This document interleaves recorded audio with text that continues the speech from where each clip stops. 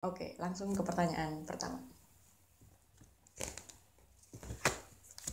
Batuk berdahak adalah, jadi batuk itu sendiri merupakan refleks respon tubuh untuk mengeluarkan sesuatu benda asing yang ada di dalam saluran pernafasan bagian atas. Jadi itu merupakan refleks alami. Nah, batuk itu terbagi jadi dua jenis. Ada batuk berdahak sama batuk tidak berdahak. Bedanya kalau yang berdahak itu ada lendir atau mukus yang dihasilkan ketika orang itu batuk. Pertanyaan kedua. Batuk berdahak COVID. Oke, jadi karena lagi pandemi mungkin jadi orang-orang sering search tentang ini. Menurut WHO, tanda-tanda atau gejala dari COVID adalah yang pertama ada demam, yang kedua ada batuk, yang ketiga ada kehilangan indera pengecap. Pengecap berarti mulut ya, di lidah, karena juga bisa ada gangguan sumbatan di hidung sehingga ketika orang merasakan sesuatu itu jadi nggak berasa apa-apa.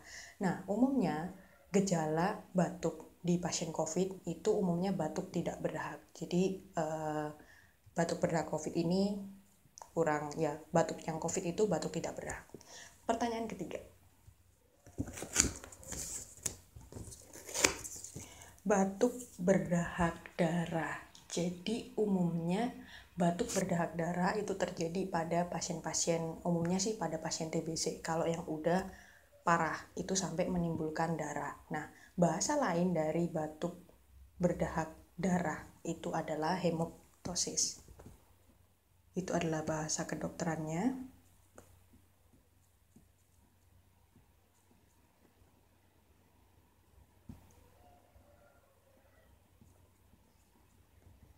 Nah, jadi penyebab kenapa sih batuk itu bisa sampai ada darah?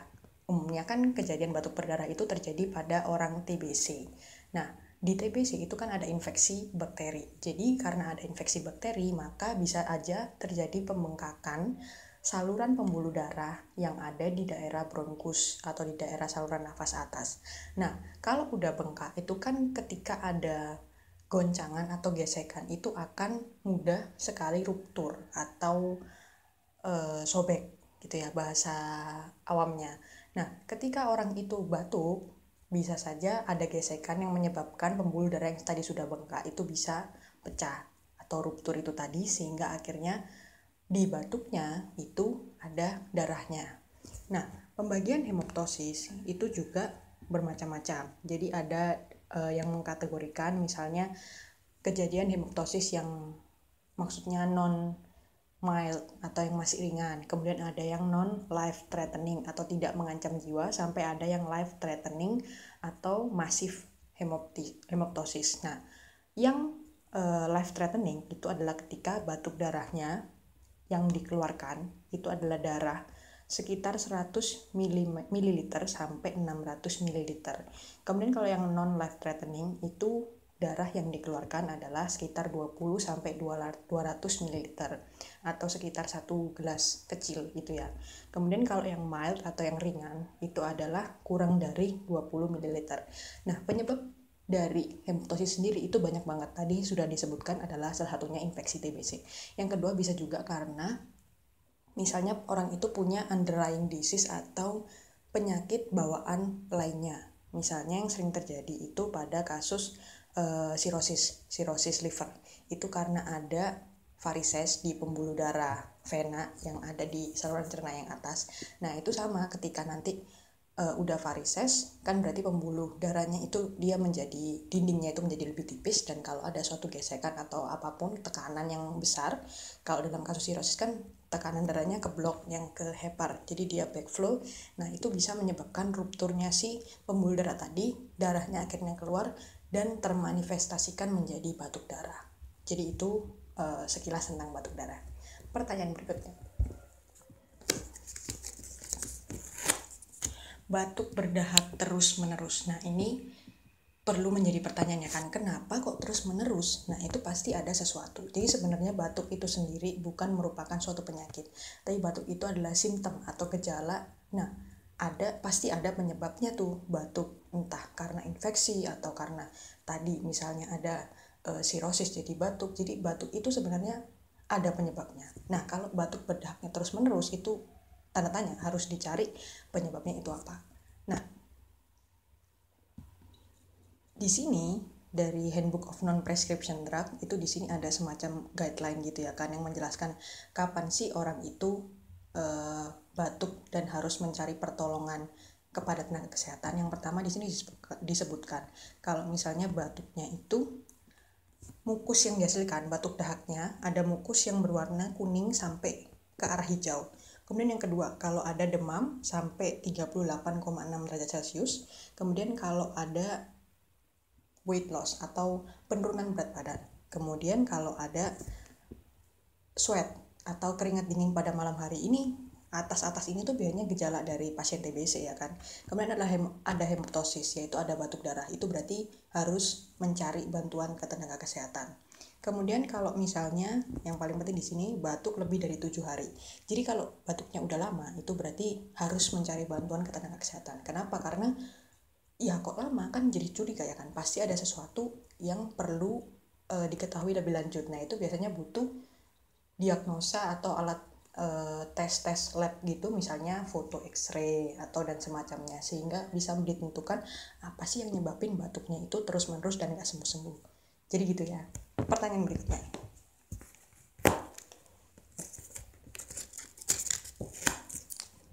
batuk berdahak obat. Jadi obat untuk batuk berdahak sebenarnya itu hanya untuk melegakan simptomnya atau relief simptomnya aja. Kalau untuk menyembuhkan batuknya itu sebenarnya harus dari penyebab utama dari batuknya. Kalau infeksi berarti pakai antibiotik. Kalau misalnya TBC juga pakai antibiotik yang untuk TBC. Nah, kalau untuk yang relief symptom itu bisa pakai golongan ekspektoran atau mukolitik. Nah, itu udah ada di video saya sebelumnya. Jadi kalau teman-teman mau tahu apa sih gimana cara kerjanya, bisa tonton di video tersebut. Pertanyaan berikutnya ya.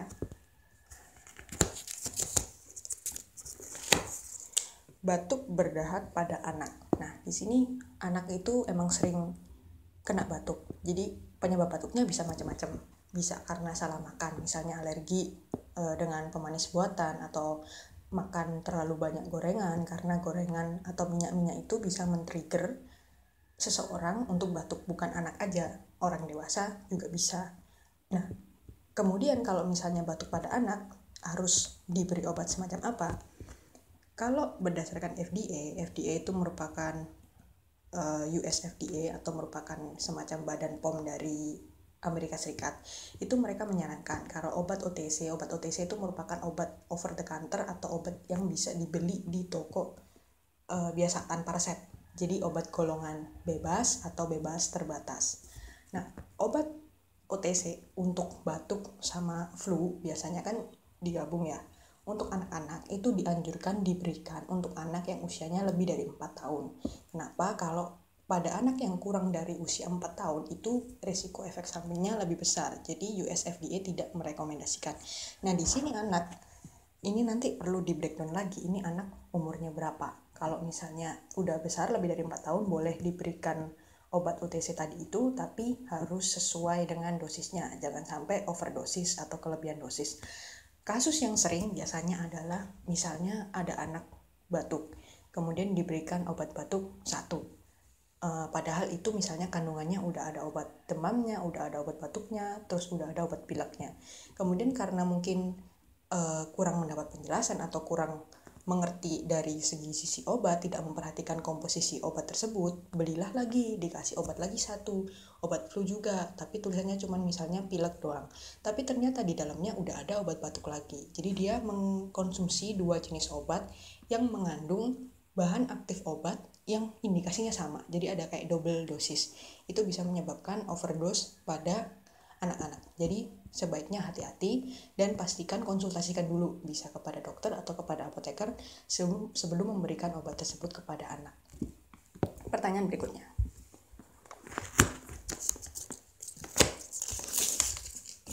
batuk berdahak tidak sembuh. Nah, ini tadi kembali ke guideline yang tadi udah dijelaskan. Kalau misalnya ada batuk lebih dari 7 hari, itu disarankan untuk cek ke dokter, karena siapa tahu ada penyebab lain dari batuk tersebut sehingga batuknya nggak sembuh-sembuh. Gitu ya. Pertanyaan terakhir.